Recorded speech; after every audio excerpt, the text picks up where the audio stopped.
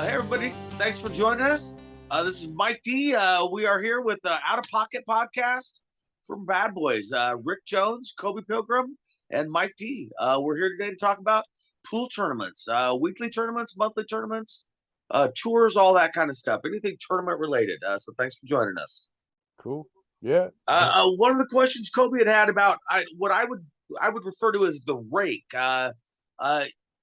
The good and the bad of paying the tournament directors. What's your favorite way to pay a tournament director, Ric? What do you think the best way for a weekly tournament, like a bar, is to make sure that the tournament director is compensated? Right. So I think first of all, you got to, like, when you look at Facebook, you'll see people go off about this tournament director or that tournament director, or how this tournament's ran and that tournament's ran. But you have to differentiate the type of events, right?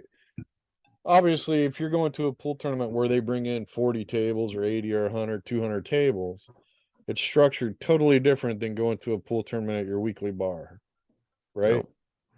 Right. So, I mean, it's been a long time since I've even went into a bar where they do pool tournaments. So I'm not sure how a lot of these guys are doing it now, but I mean, for me, like when I did the Fur Rondy for Mark Griffin up in Alaska, when he went south, I started running the Fur Rondy, which was one of their big tournaments. Okay. It was in a pool hall. It was at the Billiard Palace. And basically what I got paid to run that was free pool all year long. And then I would run that event, which I think it went over basically 3 weekends and a couple nights during the week.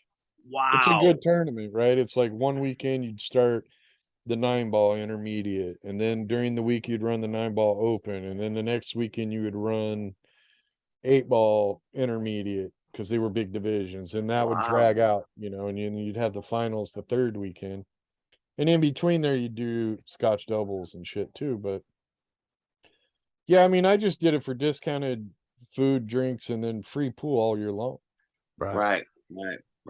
Which was pretty good, because that bill can add up if you go in and play a lot of pool.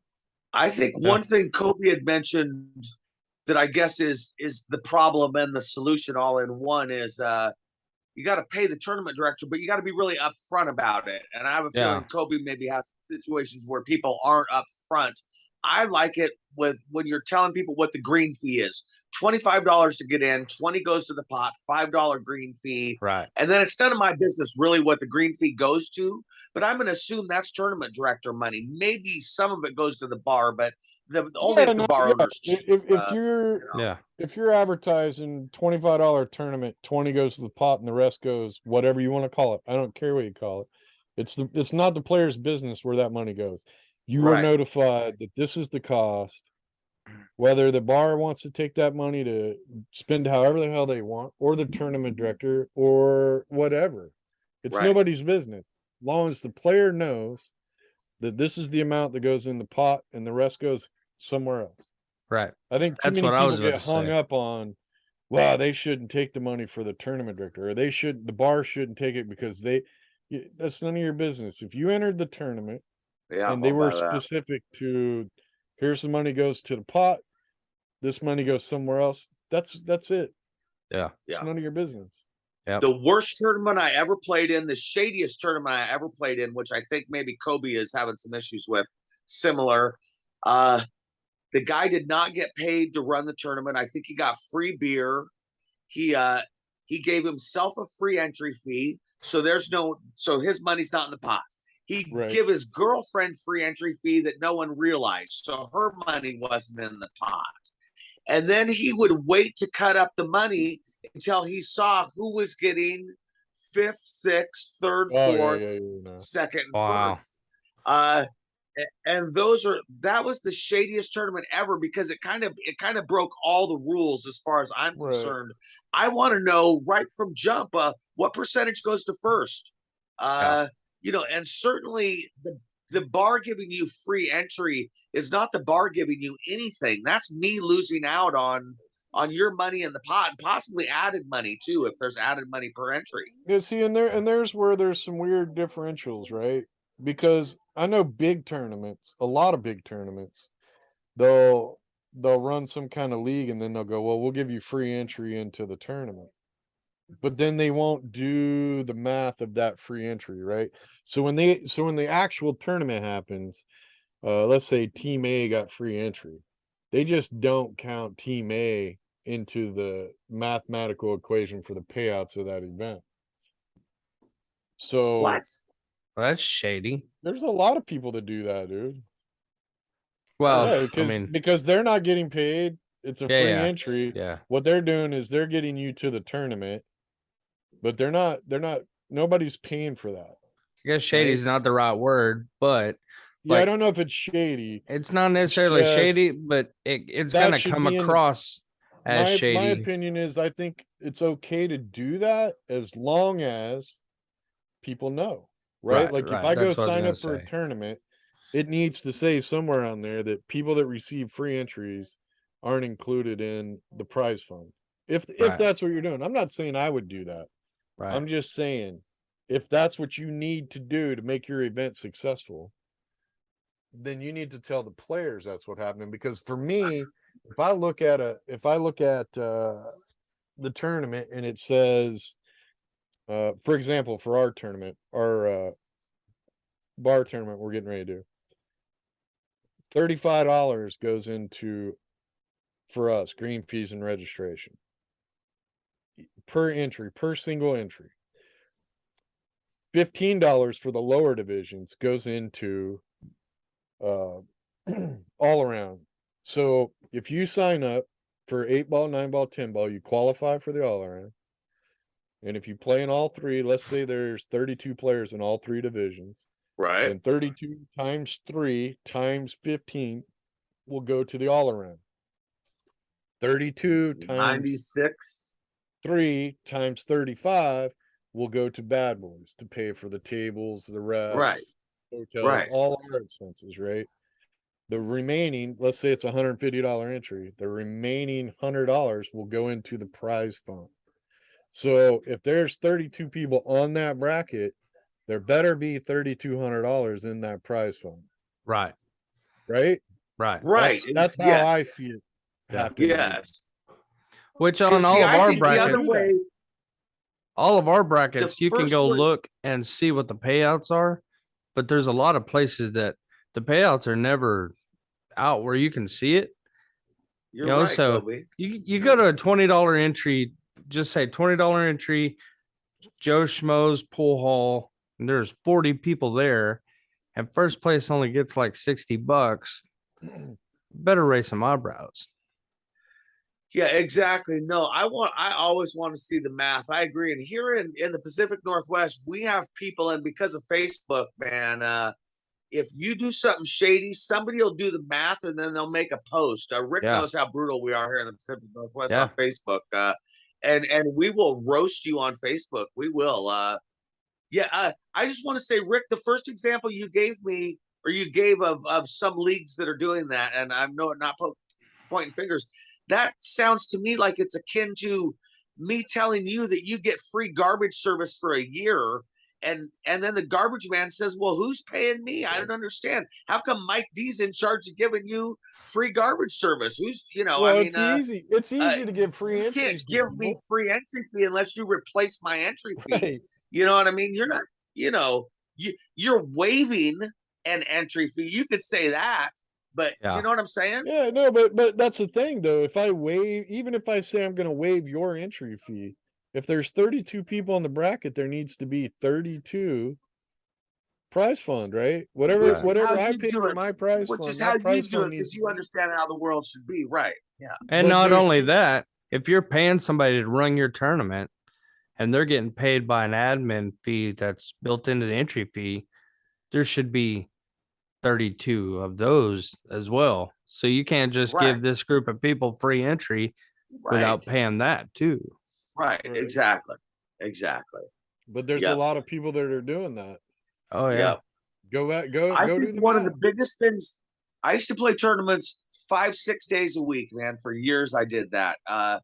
And one of the other biggest things I ever saw was not writing down the payouts until you saw where your buddy was in the lineup, or we had a guy, Glenn Atwell, here in Oregon. Okay. Well, Glenn Atwell, because he won every time and because he played 5-6 nights a week, everybody got to this guy was he was the bar box champion at this time too in the world. Right.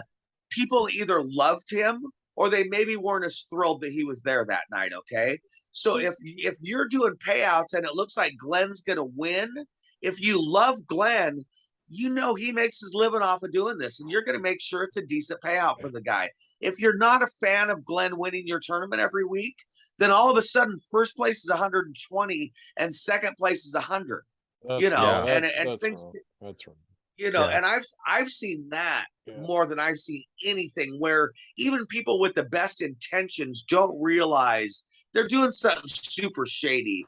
Sometimes it's as blatant as trying to help your friend out too. Your buddy's getting third place and he's hoping to make $60 tonight, so you make that happen. But I would say what happens even more is kind of a bias as to, well, that guy won the last 2 weeks in a row, Right. Yeah. So is there unfortunately, go ahead.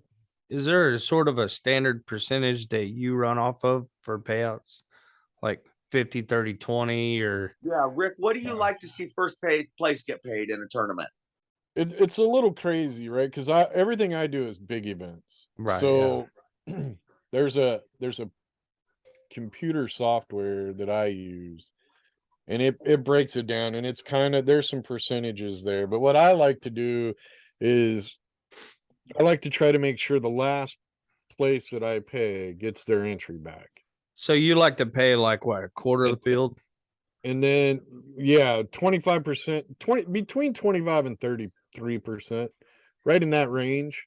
Yep. And it just depends on how the numbers fall, because I want the first people that make money to get their entry fee back.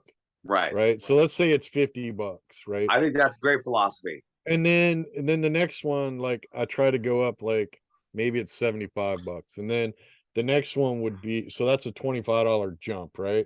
Then the next one I try to do like a $50 jump. And then the next one is 75, next one 100 or something like that. And I like to round off the numbers, because I hate these guys that pay like $333 or $336. I'd rather pay somebody $350 and then $327.50. Right. Yeah. Just I like to do so it's at least in the $5 increments, right? But yeah, I mean, the smaller tournaments, dude, I just I don't know what the math is for them. It depends on how much money there is. I think you should pay at least 25% of the field all the time. And then, just depends. I think if you make 10 times your entry fee, you've had a great tournament. Yeah. But it depends on what your damn entry fees and stuff are, right? And how far you pay down. Because the bigger the event, the more people you're paying. Even if it's 25% or 30%, that you could get into a position where like you're paying 30 people 32 spots, right? Right. So that's it makes big all the lump entries of people go down there on that. It's first and second, third, fourth, then it's fifth, sixth. That's 2 people. Seventh, eighth is 2. Then 9 through 12, right? And then you got 13 through 16. Then you got 17 through 24, which is a lot more players. Then you got 25 through 32nd. You're looking at 8 players each time. Right. And that just keeps multiplying. So there's math that you need to do, but yeah, I hate people. I wouldn't play today. If I was playing, I would not play in a tournament that I didn't know what formula they were using. And I'm okay with you going, well, roughly I want to do 60-30-20 or 60-30-10 or whatever, right? Yeah. I'm okay if you say that and then you round off and you're off a little. Right. But I've seen guys that pay like 60% for first one week, and then the next week it's 45% or some shit. Right, man. That's what I've seen. It's never consistent, but the amount of entries are very close to the same. Yeah. Because it would be nice if I went to a same tournament every Thursday night, and if that information was available, just to keep everybody honest, I could sit there and go, okay, we got 24 this week. Sit there, pull my calculator out. cool. This Right. should be about what first are gonna play. Yeah, and for me, Now, like just I hear for all this complaining about these weekend tournament directors. It's funny because for me, it's like it's hard to call those guys tournament directors. Yes, they're directing tournaments, but it's two different Yes. leagues, right? It's like I Right. wish there was a Right. different word for it, but I have no problem with somebody going in on a Friday night running a pool tournament. Let's say they run it from what 6 to 1 a.m. I have no problem with that person making $100 and discount drinks from the bar. I have no problem with that. If you run a good tournament, I'll continue to go. But you got to charge enough entry that Right. if I win the tournament, it was also worth it for me. Right. Right. If you make $100 for running a tournament, I win the tournament and I don't make at least $100, I'm not going. Yeah. Yeah. Right. I mean, look, I think everybody should get paid for their work. So you got to at least have enough bodies or charge enough entry that it's worth it. Yeah. Everybody And should get well, paid for I the think work. that goes a few different ways too. You know, if you're a bar owner and you make sure to put in that $5 green fee that's going to go to your director, that's your way of, especially these days, making sure that your director's on Facebook and other places, and sometimes on the phone, making sure that he's going to get a full field of 32. I've seen so many tournaments die. I've seen so many tournaments die, and I don't know about you guys, but you know, it takes a good tournament director in many different ways. And one of those ways sometimes is to be calling people and saying, are you coming tonight? And being the guy that people can call and say, hey, I'm going to be 20 minutes late. And, you know, I'll put your name down. Don't worry about it. There's a lot of things that go into it, you know, and Yeah. making sure that that tournament director gets some compensation. You know, $5 for 32 people, it sounds like a lot, but the problem is a lot of these tournaments are getting 9 people that show up. That happens 3 weeks in a row, and there ain't a tournament there anymore. Right. Yeah. Well, and on the same note, I hate the guys that go out and run tournaments and don't charge anything. Right. Because then the players start getting this mindset like there's nothing worse than people that go out there and go 100% payback.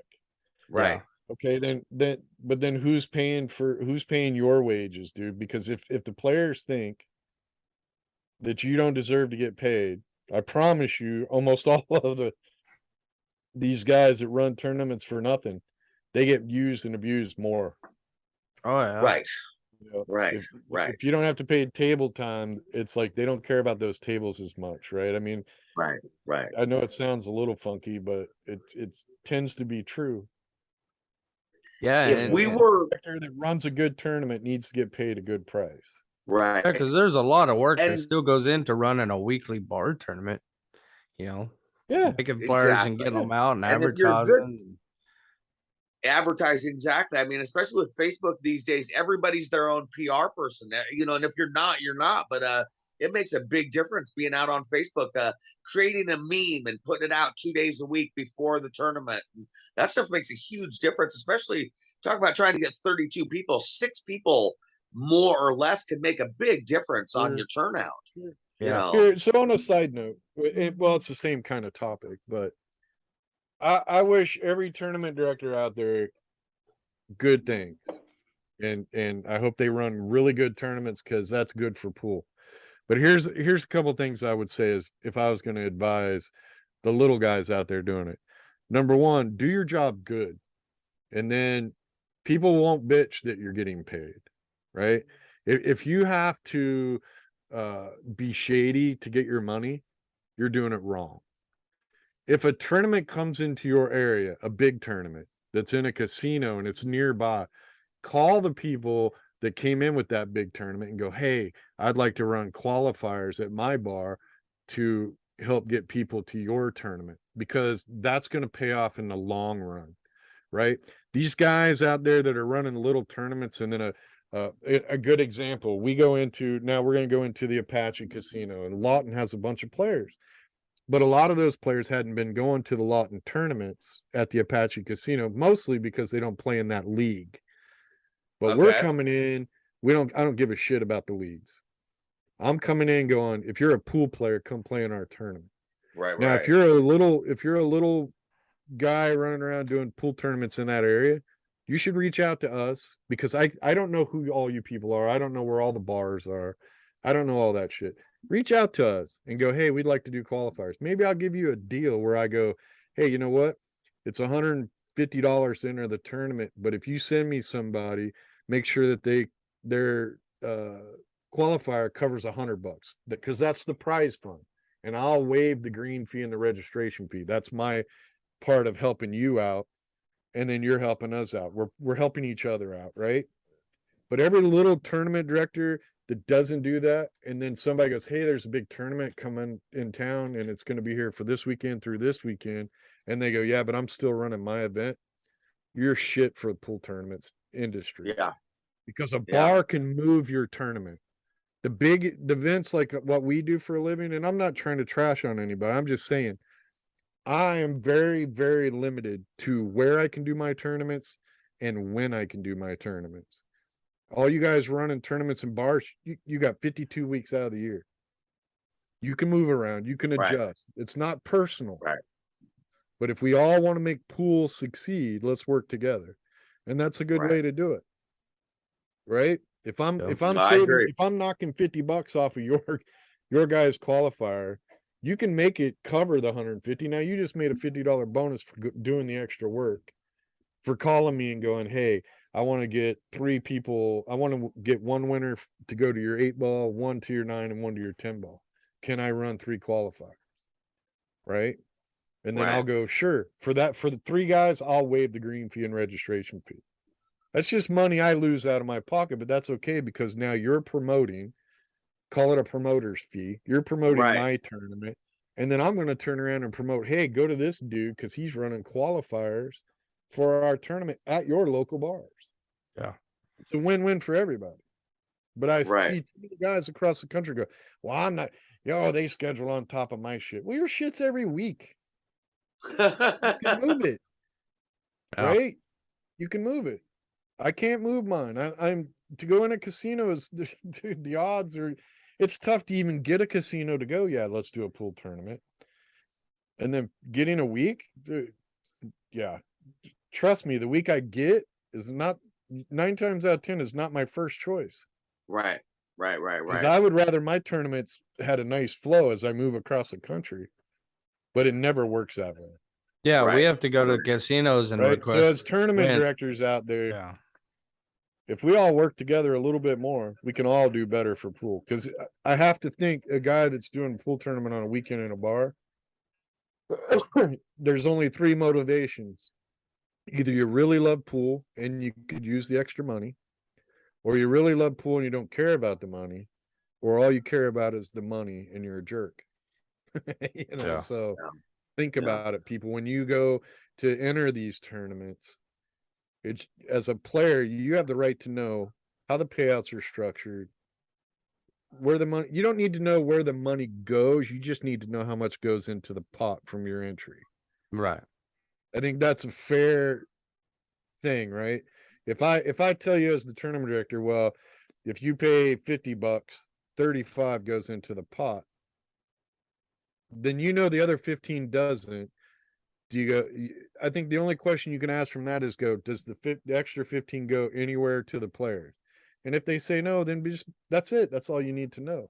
I think whether the bar takes it or the bar and the tournament director split it or whatever, that 15 ain't going in there, then you can choose whether to enter the tournament or not.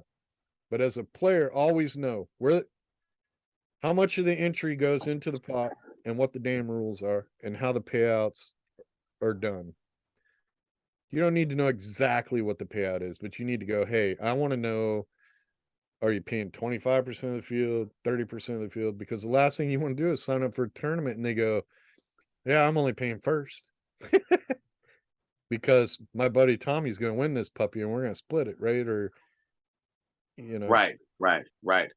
And for Koby, I would say, and anybody, if you don't feel like you can go to the tournament director's table, we're talking about bar stuff. He's at a table. If you can't sit down at that table and pull out your phone and do the math right there in front of him so he sees what you're doing. All right, there's 32 players. It's $10 a piece. So there's obviously 320 in the pot. Okay, just wanted to double check. First, second, third, and fourth, I add them all up. That's $320. We're good to go, man. Sounds great. If you can't do that or don't feel comfortable doing that, there's a problem. Well, there's certainly a problem. Then you're feeling that maybe something shady's going on is correct, because every place I go, if here in the Pacific Northwest, again, we will burn you. If I can't do that, then I'm going to jump on Facebook and I'm going to make you pay for it, man. You're going to really be sad that you're scamming us, because I'm going to let all my friends know. Yeah, seriously. So the only thing I would say about the Facebook thing is, if the tournament director doesn't answer you when you ask, then ask them on Facebook first before you start making accusations and shit. Yes. Because then they have the opportunity to answer, right? And I agree with that. Sure. They would be answering for everybody. Everybody could see that. Yeah. But if they choose not to answer that either, then go for it. Yeah. I think these days there's even a better way, which is most of these tournaments have a Facebook presence some way or another. Go to that page and ask them right there on their page. Yeah. Go to their group. There's going to be a group. There's going to be something. Go there and say, hey, how do you, and do it friendly. How do you figure the percentages for first, second, and third on your weekly tournament? Just curious. Well, there's going to be 4 or 5 other people that want to know that same answer, but they're just too afraid to ask the question. Exactly, Kobe. My deal was the more transparent you are, the better. So when I first started playing, and I'll be fair. Go ahead, Kobe. Go ahead, Kobe. You do your thing first. Yeah, hush, Rick. You talk enough. I do. So when I first started playing, Delana's parents were the tournament people running the tournaments when I first started, and they're the most transparent people I've ever met in my life. They have a notebook, and he's probably got a record of every tournament he's ever run still to this day. He can show you where every penny goes. And that's what you want. They, by seeing that, they showed me and Delana how to do it that way. And that's how we do it. And still to this day, people think we rig shit. And it's like, the paperwork's right here. The notebook is on that table. Every tournament you come to, people are going to always think that. We're in a world of, we're in a world of where people think there's a goddamn conspiracy about everything. Well, and the problem with that is not everybody does that. And there are tournaments you go to where there's no way in hell that guy wants to put this on paper because he knows he's skimming. And he's just hoping nobody asked that, or nobody wants to know where all the money's going. I know a tournament director that waited to put himself into a big tournament until everyone was already in, and then he bought his spot, and then he picked on the bracket where he wanted to put his name. Yeah. Now you talk about a sin. That's crap. But that's the kind of stuff that can happen when there's not oversight, when you're not paying attention. If things can go from bad to worse. I guarantee you that tournament director started out by taking an extra $10 out of the pot. Yeah, I got it. I got a new exciting tournament. Crap. Let's there's only 5 spots. We only sell 5 spots, right? Yeah. And the highest bidder gets the first pick. And you get to pick where you go on the bracket. That's what we're auctioning off. Hey, I got a question that I think a lot of people want to know about tournaments. I want in the finals on the winner's side. No, it's got to be in the first. No, you said on the bracket. That's going to cost a lot. I don't care. I'll write you a What check. do you guys think the best way to deal with someone who wins the tournament every week is? I've seen a lot of different strategies. I've seen if you win one week, you got to skip the next week. If you win one week, you got to skip 2 weeks. I've seen graduated entry fees. What do you like, Rick? I've been asked not to come back. That's one way to do it too. I've seen that too. I've seen people violently asked to not come back. Not violently. It was friends of mine. They're like, hey, thinking just quit coming for a little while because they're getting to where if you're here, they don't want to sign up. And this was, 10 years ago. just because that'll small kill a tournament. or tournaments. Yeah. Yeah, no, it One will. guy can It kill a will. tournament. That's real. One guy But can kill a tournament. At the exact same tournament, they would also, as soon as I signed up, they were on the phone calling so and so down the road. Hey, you want to come down here and see if you can knock this guy off his block? You know, What I've seen a lot more is people call the tournament director at the bar down the road and say, "Hey, put me in," and then they leave. Right. I've seen people get their entry fees back. Again, I grew up with Glenn Atwell in town. People would literally pay their entry fee and then literally go get their $7 back when Glenn walked in, and they'd go drive 6 miles. You know, this is Portland, Oregon. There's a million bars, a million tournaments, and they just go to a different tournament, which is, there's no spine involved in that person. Don't get me wrong, but I'm saying that it could kill a tournament. I think you have to do something personally. I think if you win it 2 weeks in a row, you got to skip a week. If you don't have some sort of rule like that, you could end up with a problem. Yeah, especially in a place where there's tournaments everywhere. Right. Because that guy that dominates the whole area can just move along, right? Yeah. Go from tournament to tournament to tournament. Yeah, I think you have to, it depends, right? It depends on how much better this guy is than everybody is. Right. You could almost, because as a tournament director, your job is to keep tournaments going. Yeah. Right. But a lot of that has, look, there's a lot of tournament directors out there that are just miserable shits who sit there, drink their beer, run in the tournament, and they bitch about this guy or that guy. Those guys aren't helping you either, right? Right. Because if you're positive and go, yeah, dude, you look, if you play that guy, you're gonna learn some shit. And for $7, holy crap, right? Yeah. So, Well said, the attitude of a tournament director can change the situation itself. Well yeah, because said. I was gonna say you could part where you're not screwing over players that are good, so you just have to handle it in a smart way. You could almost use it as a promotion and put a bounty on them, like, you know. Like if it's somebody that's not progressive pot sort of deal, then if they win last week, then you put a bounty on them. And if they finish in, so here's what I would do if I was running weekly tournaments. If you win this week, the next week there's an extra $20 bounty or whatever the entry fee is. Basically, I'm gonna add an entry fee to that bounty, right? Then if you finish in the top 3 the second week, you have to skip 2 weeks.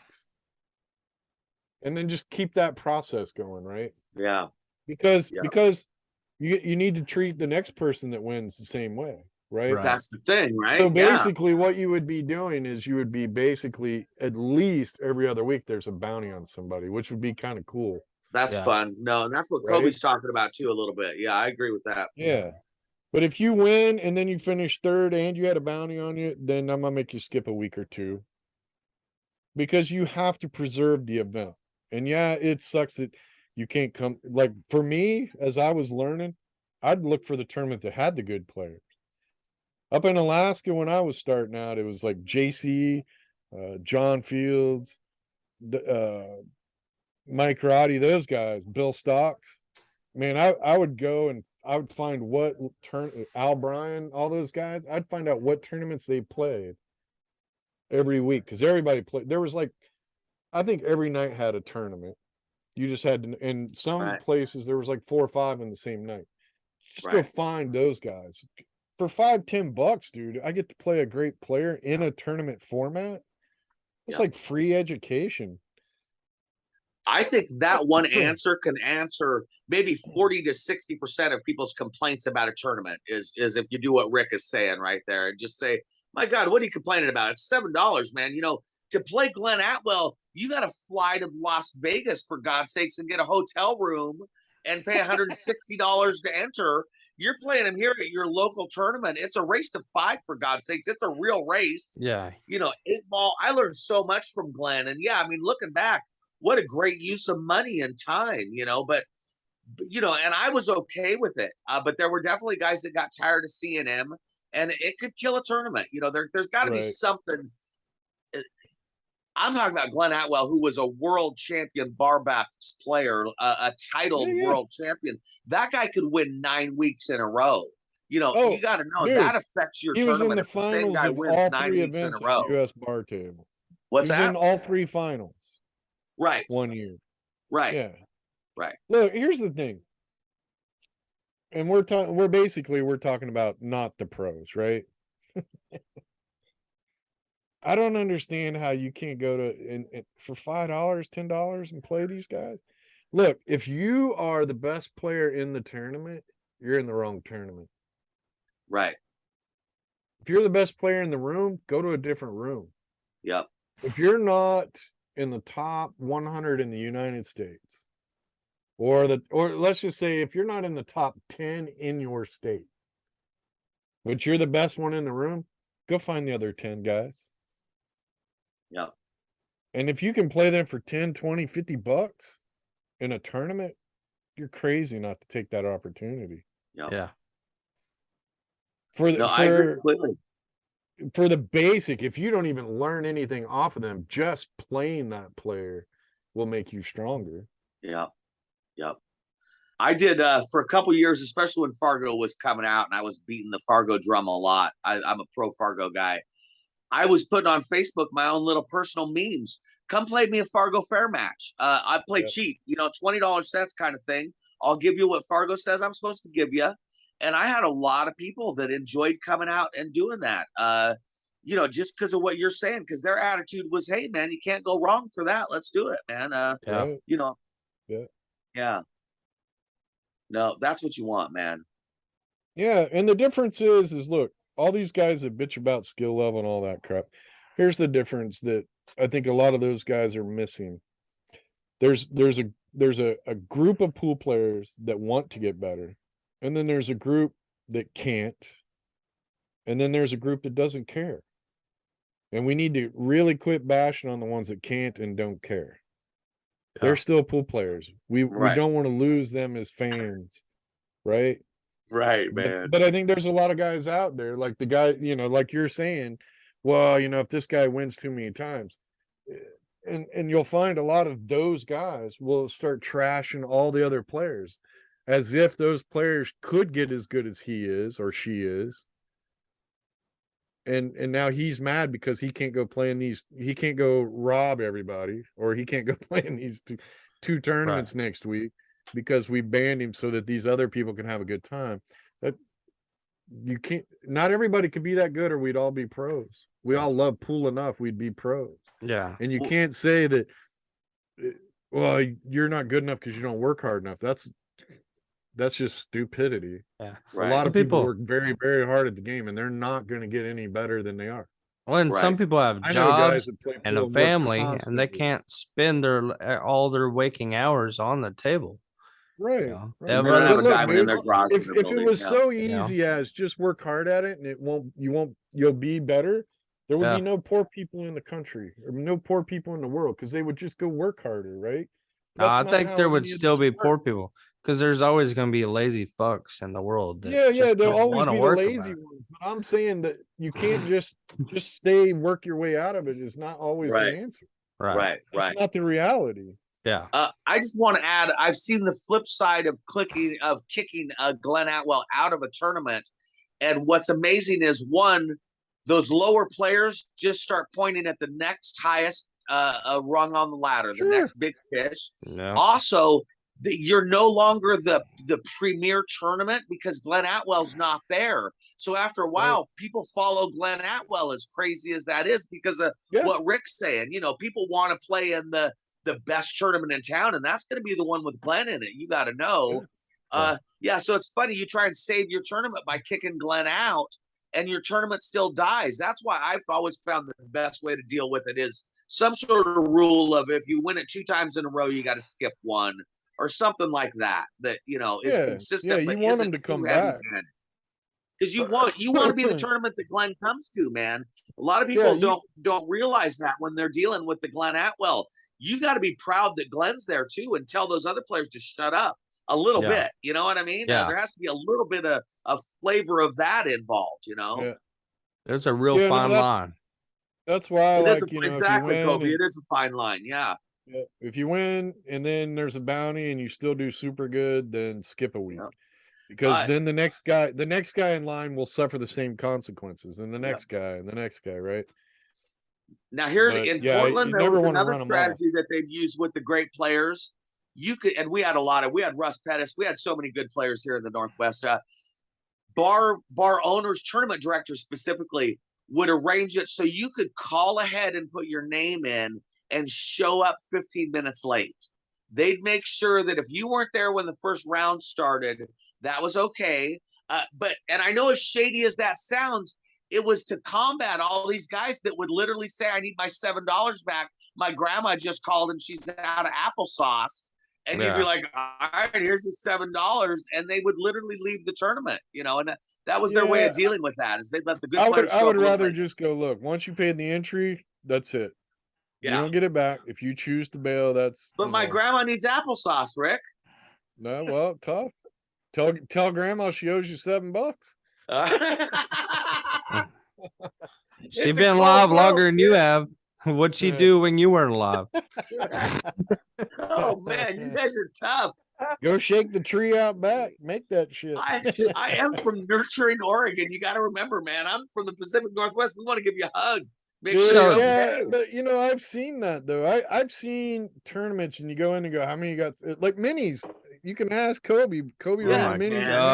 That's what I'm talking about. Or any tournament, and they'll be like, how many you got signed up? And you're like, well, I got 2. Okay, I'll come back, right? Yeah. And they never sign up. And it's like, okay, but if anybody asked me how many I had signed up, I'd already filled the damn thing. Or so-and-so comes over and they're looking, oh, who you got on there? Oh, he's on there. Oh, yeah. I gotta go eat. See, that's what I'm talking about, is when you say who's in this mini? You got 6 players. All right, who's signed up right now? Yeah. I won't show them. I don't give them names. No. Dude, and the guys that ask how many you got in it, he'll walk away. It'll fill. The next 6 people will sign up for that one. I'll start a new one, and I'll be back at 2 again when he comes back. I've talked. Man, it just feels about how you guys do minis, Koby. You guys, if you can't afford the minis like butter. Yeah. If you can't afford to lose the $20, don't sign up. Seriously, man. Well, that goes to experience too, man. You're gonna play somebody a race to 5 for $20, and they're that much better than you that you're literally afraid of them. That's the guy you want to play. If you want to play your 12-year-old cousin, you should have stayed home, man. What are you doing here? Yeah. Stay home, play your wife, bro. Yeah. You got a hotel, a plane ticket, paid all this extra stuff to go across the country to play scared. Yeah. Right. Yeah, and you're never going to make a profit doing this. If you write down how much your hotel was and how much your flight was, hell, how much breakfast was this morning at the casino, and after that, you tell me you figure you're going to try and tell me you made money. You son of a gun. Listen. Hey, people's wives are listening. Shush, Mike. We don't trade secret. We don't talk about that part. Hobby that sometimes you end up a little bit in the positive, and that's great. I remember going out on Saturday nights as a kid and coming home with $20 more than I left with. Well, that counted as a big deal to me because that meant all the money I would have spent is also still in my pocket. So, you don't need to make much for it to be well worth you doing that. If you come home from one of these Ric Jones tournaments and you have an extra $2 in your pocket, you had a hell of a good tournament. You should be you had the time of your life. You did the one thing you really want to do. It's funny. Because I've been at this a long time. What cracks me up is for a long time, it was like, ooh, I'm gonna go to nationals. I'm gonna spend all this money, go out to Bay. It was never about the money. And a lot of my friends, it was never about the money, right? Right. But then there was this period where there was like a 10-year period where that's all people would talk about. Oh man, I come here and I finished 10th and I ain't make no money. The hotel cost me this, cost me that. It's like, okay. Look at a pool tournament like a national event. Like you're going to Disney World for the week. Right. If you come back even or slightly under, you win.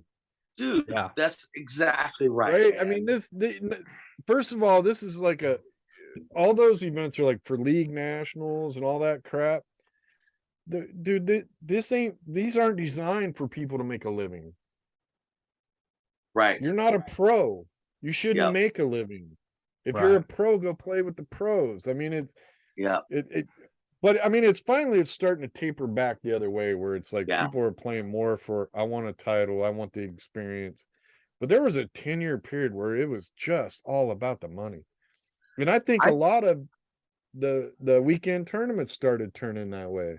Yeah. I don't know what it was, but it was like, all I heard was people bitching about, oh, I went and played in this tournament or 16 players and I only made $80. Well, how much was your entry?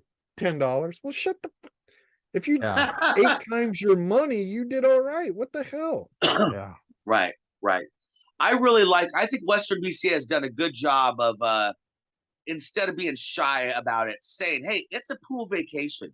This is a pool vacation. And if you're not looking for a pool vacation, that's fine.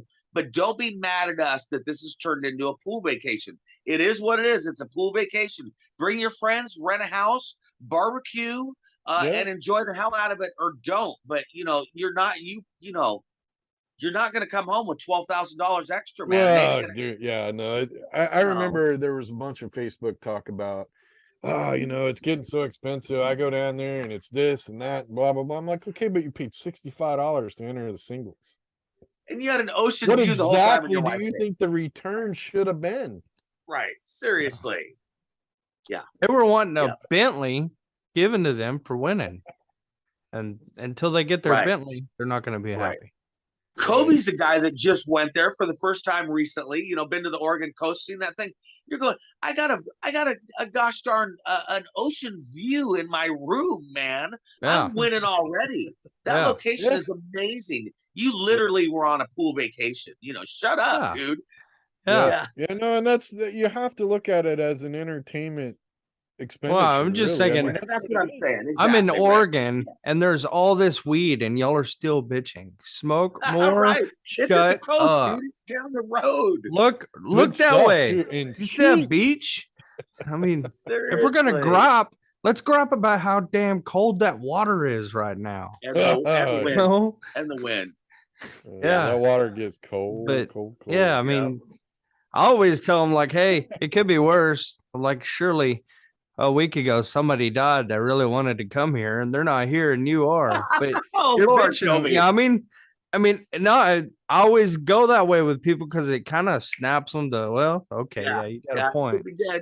Or there's somebody at home with cancer that can't get out anymore that would much rather come to this than be at home with cancer. So it's not all about pool. The world be looking out your window at a giant tree laid across your shed. Yeah. Your wife's shed. People need to rewind a little bit. And I agree, man. I agree. Yeah. Any other tournament? If it's a pool league tournament that requires you to be a league member, right? Don't act like you're going to make a living doing it. Yeah. Right. So, I firmly believe that league tournaments are supposed to be different than regular tournaments too. I just really believe it's supposed to be like a church or like the Moose Lodge or the Lions Club social or something. event. Those are your people, man. Those are your people. I get frustrated when people want to act like, I call it a King of the Hill tournament. I love a King of the Hill tournament. A best player in the room wins. Let's duke it out. I love that. But that's not what a league tournament is. A league tournament is trying to get you and your uncle on the same team together, having a good time. A league event is supposed to be everybody has a chance to get a little trophy and win a little bit of money. That's what a league event is supposed to be. Yeah, no, too many people. Too many people get hung up on the money. People forget that. Right. Too many people just get so hung up on the money. Then what happens is what are we going to do about the great players and how can we get them a lot more money? And then you start chasing things and trying to make things happen that maybe a super tiny percentage actually even wants. Right. And I'm not trying to bash anybody, but Western BCA is really famous for this. It's like, we want to do this elite thing and we want to, but you want to force everybody to, you want all these players to have to play in this elite division, when most of them don't want to, right? You're a great example. You want to play with your dad and your son. So why would you play in an elite team? You're an elite player, but that doesn't mean you should have to play in an elite team division. Right. Because your league ain't set up that way for one. Right. Why wouldn't you want to play with your son and your dad? I think that's I fucking was awesome. asked at the last meeting, how come you don't play in elite teams? I'm like, you guys know I play with my father and my son every year. Until you don't allow me to do that, I ain't playing elite, man. I'd rather play with my dad and my kid. My God, It's if not about only for winning. a photo opportunity, it's worth it, man. Are you kidding Yeah. me? Yeah. 3 generations playing together. I mean, it's like they Right. don't. The people that are pushing for certain things don't know. This is my comment I like to make all the time. Too many people out there want to do tournaments and they don't know who their clients are. They don't know who their consumers Yeah. are. Yes. Right? Like if you Yep. guys want to do an elite thing, look, Western BCA has enough money. I say, do your elite thing, quit messing with it. You want to do something elite? I'll come in and do a Pacific Northwest bar table. We can do big entries, big payouts, and let the elite come in and actually battle it out. And then all That's the the league players thing. can come Yeah. watch. Yeah. Right? But quit trying to do something so big in a league situation, because I can, dude, for years, all the lesser skilled players would come and just, oh, this sucks. They're adding all this money here and there. And why don't we get any of that then? You know, because the little guy is the one paying the bills. Fargo just put out a big chart, and basically your average player is between 480 and 520. Right. And then you have this many go that way, this many go that way. Right. But you know, you can't cater all the way through. Yep. So you got to have the compromise. It's a league tournament. To me, the compromise is easy. If I'm in charge, I'm going to make sure that all my elite players are mingled in with all the rest. Because what an honor. Oh, man. I mean, listen how many ladies that were partnered up with Steve Lingelbach in doubles. Oh, it was so cool. Or Stan Turango or Chris Byers. And they're all like, oh my God, it was so cool to play with such a great player, right? Right. So if you hear that as somebody in charge of such a tournament, why not go, hey, we need this to happen in teams too. Right. And try to spread your elites out for the team, because this is about league. Right. Right. When you're an association that big, do that for that, and then raise money however you want to go and do an elite event separate. Right. I think you and I really feel the same way on that. Not to go off on Western BCA, because the first thing I say, which is really all you're saying too, is there's already a ton of events slam packed into that time frame.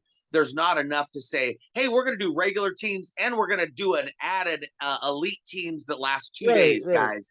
There's not enough time in the day to do it. And that's why you're saying a separate event kind of a thing is the best way to go, because there ain't enough time to do it during that event. Yeah, and I agree with that, Rick. Right. And I think it's a great opportunity to get your elites to mingle with all the other players. To me, that's what develops. First of all, if it's funny to me, because it's like people bite their own heads off, right? I want this, so I'm going to do this, which actually screws what they want. Right. And what I mean is, you know, you have people go, well, let's do this because it will force these players to get better because there's too many 450s or whatever, right? Thinking that they can force people to become better pool players, when really it's sitting right in front of them. All you got to do is go, hey, I want the elites to play with these players, which would make them better players. Right? We've all experienced that. When you play with, not against, with better players, you learn more, you get a little bit more comfortable, right? So the thing that they keep trying to do is right there in front of them, but they keep avoiding it. Oh no, we can't do that. No, we got to raise the team caps so that we can have all the elites together. Okay, that would be great if it's separate from this event. Is all. Hey, hold on. Because you know, we're talking about league. The Western BCA is that's a league regionals for your league players. Hey, what time is work? At some point. Go to work. Okay. It's 4:50 my time. Yeah, that's what I was gonna say. Is as soon as you mix in the elite players with all the others, now it's not just a vacation, it's an educational event, because while you're not playing or that guy's not playing, and all of us do it when we're watching, we sit back and we're always talking with our buddies of what we would do if we were at the table right now. So now you've got a chance to sit there with Lingelbach, DeVee, Deichmann, Chris Byers, and go, hey, so if it was me, this is what I would do. Is that right? Or, what would you do? Because I know you're a way better player than me, because I don't even see a shot here, So now you've got a chance to get technically sort of free lessons from a much higher skill level player. So for perspective, I feel like up until now, the history of pool, everybody goes, well, why isn't pool bigger? Why isn't pool bigger? We've spent a whole lot of time separating the top from the bottom constantly, right? Like all the league players played on 7-foot tables and the pros played on 9s, right? The biggest crowd I've ever seen in the United States was at the BCA Nationals at the Riv when we had a pro event on the 7-footers. We allowed the pros, Bustamante, all Shane Van Boning, Allison, they all played on 7-footers for an event. That was the biggest crowds I ever seen around a group of pool tables in the US. So again, why separate them in a league situation where you could get these players that you can do a separate event for them? Just don't do it at this event. First of all, you keep trying to showcase, they keep saying, well, we're going to showcase the elite. No, you're not, because everybody's still playing in the tournament. It's not like there's a bunch of people out of the tournament that can go watch. Right? And if you're gonna stream it, you can say, well, we'll stream those matches. Okay, well, that's not fair to all the other players who pay their league dues, right? They never get streamed then if you concentrate on those guys. So why not? To me, it just seems logical. The best explanation and would take care of everything is to just give them their own damn event at a different time. But during this event, mingle them together. I think the end result, everybody's going to be much happier. Yeah. The players will learn more. They'll get better. They'll learn to, like we started off this discussion. That's kind of why I went there is, well, with Glenn Atwell's in the tournament, I don't want to play. Right. Cause he's just going to crush me.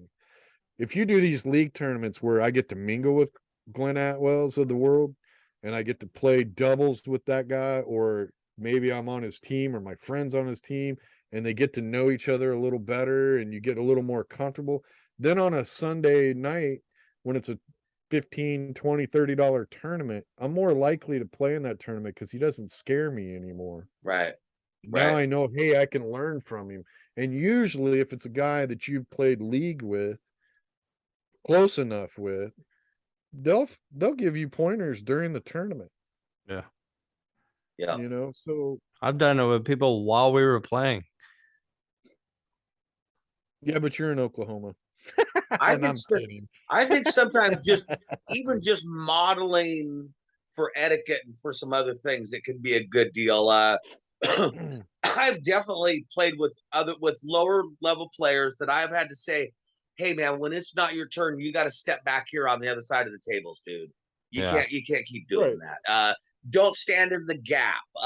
And then other competitive kind of things where stop working so hard to make friends with our opponents, dude. What? I'm glad you said that, Mike, because I've always wondered what the nice way of saying that was. Yeah. And again, some competitive stuff too, like stop trying so hard to be friends with our opponents. Stop, having these long, drawn out conversations, trying to make friends and make sure everything's okay before we try and beat them. So many little things could come from playing with a higher ranked player where you realize, what does focus and concentration look like? Don't tell me about what you got at the garage sale yesterday, man. I'm watching my match. Sometimes little things like that are worth $1 million too. What does real concentration look like? Yeah. Habits. I mean, learn habits from a champ, I guess you'd call it. I mean, Yeah. they do things. Yeah. Their behavior Yeah. patterns are different from the average players. Right. They're different for a reason. I think it took me years. Massively more beneficial if you Yeah. force those elite players. It took me years to figure out that I always needed water at my table with me while I was playing pool, because dehydration makes you dumb and water makes you smart. That's literally true. And so the last thing you want to be is playing an hour and a half long match and not be drinking water, man. You better get something to drink. Yeah. You know, and so, you know, if you come play teams with me, you're going to start noticing that before we start, every time I go get my glass of water and I put it right there. Now, I'm a guy that Ric Jones, anybody will tell you, I'm not a big water drinker. I like the Pepsi. I like coffee, but I go get water when I'm playing a match because, man, dehydration will literally make you dumb. If you're playing bar table 8-ball and you're losing a little bit of your mental sharpness, you know, that's not good, man. And by the time you realize it's too late. Yeah, exactly. It's an irritating hustler move too. as you're playing pool, you know, you got that one guy. He's like, he comes up to the table, he looks, then he walks over there and has a sip of his drink. And he comes back and he looks and he chalks again, and it's like, okay, you used a half a cube of chalk already, bitch. And now he's got to go pee. Drink again. And now you're ready to come out of your chair and kill that son of a bitch. Yeah. I'll get you a drink of water. Koby said something, though, that's true, too. I'm definitely going to hit the bathroom during our hour and a half long match, too, man. That's funny, Koby. Yep. Oh, man. But you got to learn to get over that, too, right? Yeah. Yep. Yep. I can't play when I got to pee, man. If I got to pee, I got to pee. Yeah, speaking of getting dumber, that on my mind is not good. That goes back to the counting thing. I gotta have nothing else on my mind, or it'll bite me, including if I gotta hit the bathroom. Here comes all the bitching and moaning, right? All these guys do is talk about peeing. Because I was gonna say, anytime I leave a tournament and I got a long road trip, I make sure I drink water and tea. Because I want to make sure that I have to pee when I start getting tired, because I will not fall asleep if I got to pee. Right. Oh, that's funny. That's funny. I've been known to ask pros, do you use the break as a shark move? Because coming up gambling, man, using a break as a shark move was such a thing. And I'm always curious because I see pros do it sometimes. I'm always curious what pros will talk about it and what they think about it, you know. Yeah. So yeah, it comes up. I've had a couple of teachers tell me that taking the break is like clearing the mechanism. Like if you start getting bad rolls, like Buddha up in Alaska used to tell me, he said, if the rolls are going bad, he said, when it's your turn, take a break, go to the bathroom, wash your hands. He said, even if you don't have to pee, wash your hands, dry them.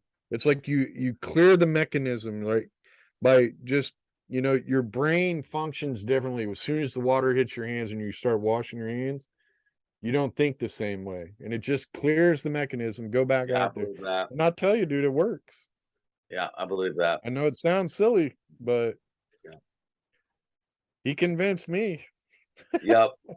It sounds silly, but I've also had times where changing my frame of mind at the end of a match is why I came back and won 5-4. You know what I mean? Where just like you're saying, I mean, it can sound funny, but as pool players, we all know we've had those moments where something has triggered us, and a lot of times it's figuring you're about to lose anyway, so screw it. But where you just run 5 racks in a row on somebody, you're like, whatever, man, here we go. And yeah, so I agree, Rick. Sometimes trying to figure out the tricks of making that happen are important. Yeah. Pool is so minute. It's like everybody says, well, it's fractions, but mentally too. Yep. No, it's hard, man. Well, that's all I got to say about tournament directors. Yeah. All right. Yeah, I think I'm ready to go play taxi cab driver. What do you do? Uber Eats? No, people driving people. What is it? Eating people. Driving people. Oh, driving people. Okay. Lyft is what I do. Lyft and Uber. Yeah, man. I don't know if I could do that, dude. I don't know if I could have a stranger sitting behind me. It's a thing. It's interesting. I made dollars on New Year's Eve, man. That was a good night. Halloween, I did pretty good. I have some good days. Oh yeah, so they're not freaky all nights. awesome, but He's like, I make good money on the freaky night. I just want to Like, know Halloween, all Exactly, the creepies come man. out. how many people have thrown up in your Exactly. car. That's what keeps me from doing it. I've never had that. People are super nice. You'd be Oh. surprised, dude. People are really on their Yeah. best behavior. Come I down would here, say the you'd be drunk people are surprised. similar to if you and your 16-year-old buddy ever went home and you were high or drunk and had to talk to your mom. That is the behavior that these people are on when they get in my car. They're there in their best behavior. They do not want to be obviously intoxicated, but they're very aware that they're intoxicated. You'd be surprised, man. It really is a similar vibe to when you were drunk and came home at 19 years old talking to your parents. I got the You were next definitely project, not man. trying to. You I got the next gig. What's that? Totally I got the different next- world. I got the next gig here. Bad Boys, Uber Confessions. Uber confession shit. Hey, thanks for joining us talking about tournaments, everybody. We appreciate it. We'll be doing more and more. We all really get a kick out of doing this, oddly enough. Yeah, thanks for joining us. Out of Pocket Podcast with BadBoys. Ric Jones, Koby Pilgrim, Mike D, Kenny Jones, I promise you, is somewhere. And he's doing research, man. And he's probably, always listening. he's probably fucking arguing with somebody on Facebook. Yeah, he's man. working on art. He's too for our big new to be shirts. crawling. Hus- He's saving Hustlin's America. gonna make us some shirts and stuff, and he's doing the artwork right now. So, Oh, are they really? Oh, that's awesome, man. Good news, Yeah. man. All right, I'm ready. yeah, me too. All right, guys, I'll talk to you All right, soon. red button, baby. Red button. Red button. Later, fellas. See ya. Yeah, that ain't how Uber works here.